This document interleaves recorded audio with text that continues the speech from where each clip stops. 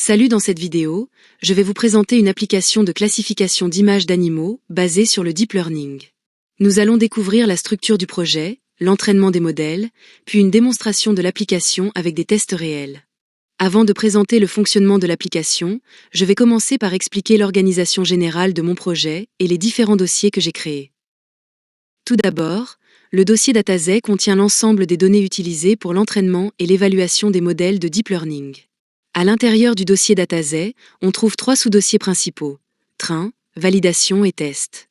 Le dossier train contient les images utilisées pour entraîner les modèles. Le dossier validation permet d'évaluer les performances du modèle pendant l'entraînement et d'ajuster les paramètres. Enfin, le dossier test est utilisé pour tester le modèle final sur des images jamais vues auparavant. Dans chacun de ces dossiers, les images sont organisées par classe d'animaux, à savoir buffalo, zébra, éléphant et rhino.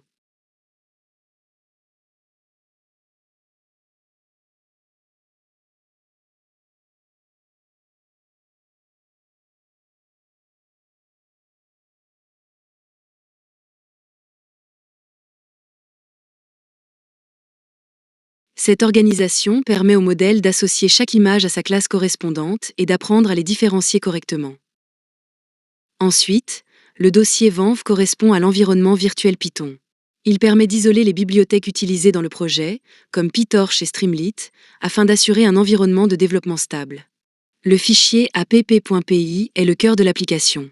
Il contient l'interface Streamlit ainsi que la logique de chargement des modèles et de prédiction des images. Le fichier modèle cnnbase.pth correspond au modèle CNN que j'ai conçu et entraîné moi-même. Il contient les poids appris par le réseau de neurones après la phase d'entraînement.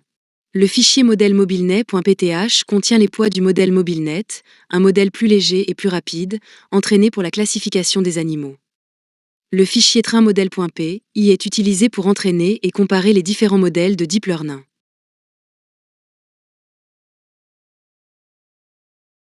Cette organisation claire des dossiers permet de séparer les données, l'entraînement des modèles et l'application finale, ce qui rend le projet plus structuré, lisible et professionnel. Le fichier app.py sert à créer une application Streamlit pour la classification d'images d'animaux. Après avoir importé les bibliothèques nécessaires, il charge les modèles entraînés et définit les classes à reconnaître: buffalo, zébra, éléphant et rhino. L'interface permet à l'utilisateur de lancer l'application depuis le terminal, de télécharger une image, puis de choisir soit un modèle spécifique, soit le mode automatique qui sélectionne le meilleur modèle selon le taux de confiance.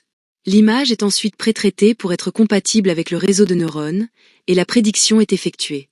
Enfin, l'application affiche le résultat directement dans l'interface, en indiquant la classe prédite et le niveau de confiance, ce qui rend l'utilisation simple et interactive tout en montrant le fonctionnement du deep learning en temps réel. Le fichier train.py permet d'entraîner les modèles de classification d'images d'animaux. Il charge les datasets d'entraînement et de validation, applique les transformations nécessaires, puis définit un CNN simple et un modèle MobileNet V2. Une fonction d'entraînement gère les époques, calcule la loss, met à jour les poids et évalue l'accuracy sur le jeu de validation. À la fin, les modèles sont sauvegardés pour être utilisés dans l'application, ce qui permet de comparer leurs performances et d'utiliser le meilleur modèle pour les prédictions.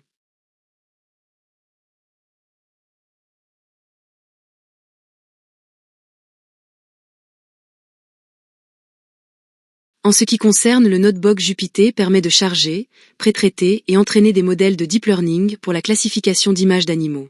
Il commence par importer les bibliothèques nécessaires et définir les chemins vers les datasets, ainsi que les paramètres principaux comme la taille des images, la taille des batchs et le nombre d'époques. Les datasets d'entraînement, de validation et de test sont chargés automatiquement depuis les dossiers, et quelques images sont affichées pour vérifier visuellement la qualité des données. Ensuite, une data augmentation est appliquée pour améliorer la généralisation des modèles. Le notebook propose d'abord la construction d'un CNN simple avec plusieurs couches convolutionnelles et fully connected, puis son entraînement et la visualisation des courbes de loss et d'accuracy. Le modèle est ensuite évalué sur le jeu de test et une matrice de confusion permet d'analyser les erreurs.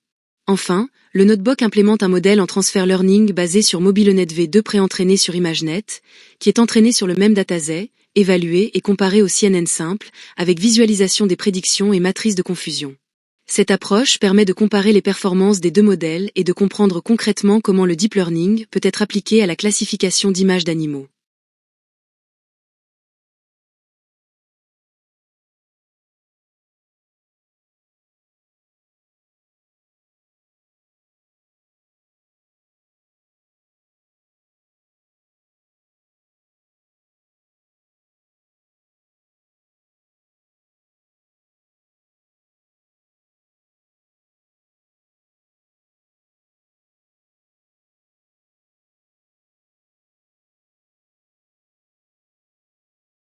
L'application permet de classifier des images d'animaux de manière simple et interactive grâce à une interface Streamlit.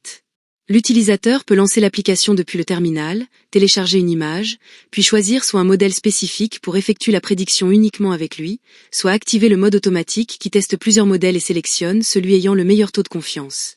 L'image est pré-traitée pour être compatible avec les réseaux de neurones, puis le modèle choisi effectue la prédiction et affiche le résultat directement dans l'interface, avec la classe prédite et le taux de confiance, permettant ainsi de visualiser facilement le fonctionnement et la performance des modèles de deep learning en temps réel.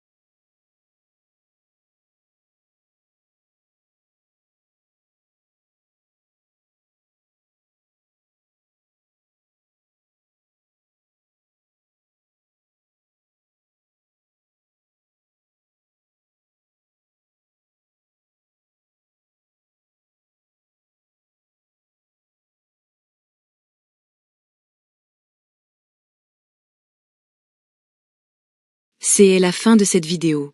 Merci.